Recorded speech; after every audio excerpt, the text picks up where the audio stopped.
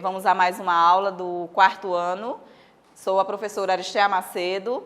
Estou aqui com língua portuguesa e nós vamos trabalhar elementos da narrativa no discurso direto e discurso indireto. Discurso direto e discurso indireto. Primeiro nós vamos falar sobre o discurso direto. O discurso direto é a oral ou escrita da fala de alguém na íntegra. Quando nós falamos diretamente, ao invés de usar um narrador, né?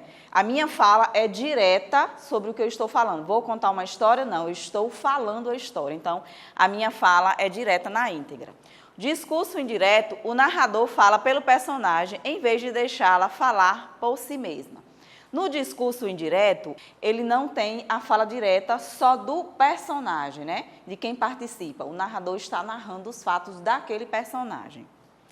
E aí, no discurso direto, nós temos as características. Quais são essas características? A utilização dos verbos de elocução, ou seja, aqueles que têm uma relação de dizer como falar, indagar, perguntar. Dentro do discurso direto, eu vou falando, eu vou indagando sobre o assunto, sobre a história e vou fazer também perguntas.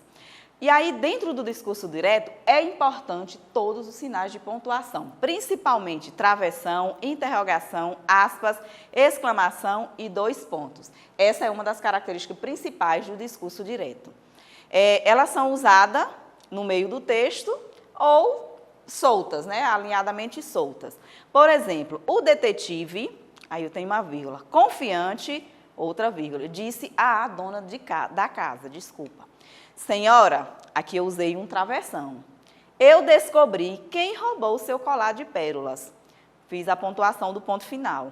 Vou fazer outra frase dentro do meu texto e aí eu uso novamente travessão.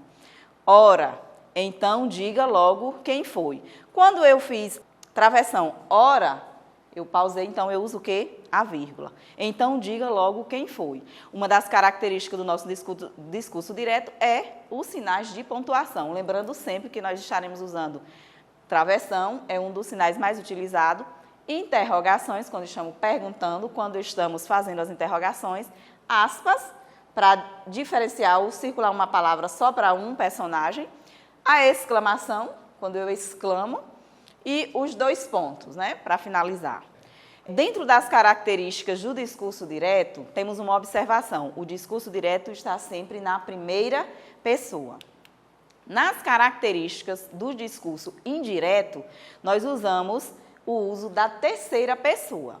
Os mesmos são os verbos de elocução do discurso direto, eles são usados, mas sem os sinais de pontuação, eles são citados anteriormente, como eu falei antes, né? Como a professora disse, que no discurso direto nós usamos essas pontuações, sinais de pontuação. Aqui no discurso indireto, eles são excluídos porque na maioria das orações nesse discurso são subordinadas a outras e marcadas pela conjunção que ou se. E aí nós temos o exemplo das características do discurso direto. O detetive, confiante de sua decisão, disse à dona da casa que havia descoberto quem roubara o seu colar de pérolas. Ela, então, o mandou se apressar e dizer quem havia cometido crime. Observem que quando nós falamos aqui nas características do discurso indireto, nós não usamos toda aquela pontuação que nós utilizamos para fazer o discurso direto, né? Nós utilizamos aqui apenas vírgulas e depois, no final, o ponto final. Não usamos travessão, não usamos ponto de exclamação e nem ponto de interrogação e nem aspas. Aqui eu tenho uma fala direta, né? De discurso direto, né? A fala direta, como eu disse para vocês lá no começo, é a fala real, em tempo real, na íntegra, né? Não tem narrador, é só os personagens. Como, por exemplo, aqui. Professora, que é Joãozinho? Eu estou usando travessão, eu estou usando ponto final, ponto de exclamação e ponto de interrogação. Professora, que é Joãozinho? Eu quero dizer uma coisa muito importante. Fala. Estou com medo de assustar a senhora. Pode falar. É o papai. O que ele tem? Sei não. Ele disse que se eu tirar 0 este mês, alguém vai levar uma surra.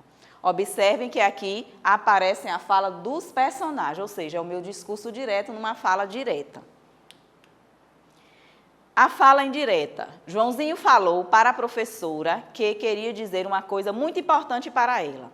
A professora pediu que ele falasse, mas o garoto disse que estava com medo de assustá-la. Mesmo assim, ela pediu que ele falasse. Joãozinho, então, disse que era o pai. A professora perguntou o que o pai tinha. Joãozinho, com a maior cara de pau, falou que não sabia não. Sabia que o pai tinha dito que se ele tirasse 0 naquele mês, alguém levaria uma surra. Observe que no meu discurso indireto, na minha fala indireta, eu não usei aquela pontuação, os sinais de pontuação que nós usamos no discurso direto e que nós mudamos a fala. Por que nós mudamos a fala? Porque aqui nós estamos usando o narrador, né? O narrador começa contando, não é a fala direta dos personagens. Outras formas em que aparecem os discursos. Há várias outras formas de discurso dito de uma forma direta ser feita de outra forma considerada indireta. Essas formas, elas são identificáveis pelo uso dos tempos verbais, né? Há textos que vai ter o discurso direto e o discurso indireto. E aí nós percebemos isso pelos tempos verbais, pelos pronomes, pelos adjetivos, pelos advérbios, pelos sinais de pontuação. Notem também que os verbos podem ganhar diferentes flexões ao passar de um tipo de discurso para o outro. Por exemplo, aqui eu tenho o discurso direto, eu não fumo. O discurso indireto, ele disse que não fumava. Eu já comecei a mudar. No discurso direto, eu disse a vocês que nós falamos sempre na primeira pessoa. Eu não fumo, eu estou falando na primeira pessoa. No discurso indireto, na terceira pessoa, né? Ele disse que não fumava. Eu perdi o ônibus.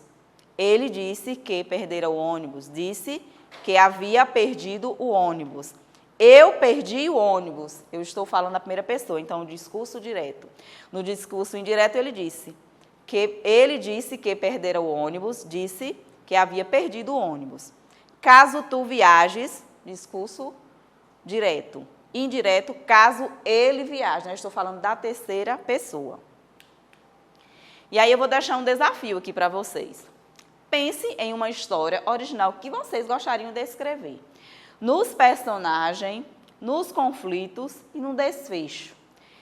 Planeje e escreva essa história com no mínimo 20 linhas. E aí vocês vão utilizar o discurso direto e o discurso indireto. Ou só o discurso direto, que é só a minha fala, não vou usar o narrador. Ou no discurso indireto, que eu vou utilizar o narrador. Essa foi mais uma aula, né, do 4º ano de língua portuguesa, elementos da narrativa no discurso direto e indireto. Acesse o link e assistam a nossa aula na Rede de Saberes. E até a próxima aula.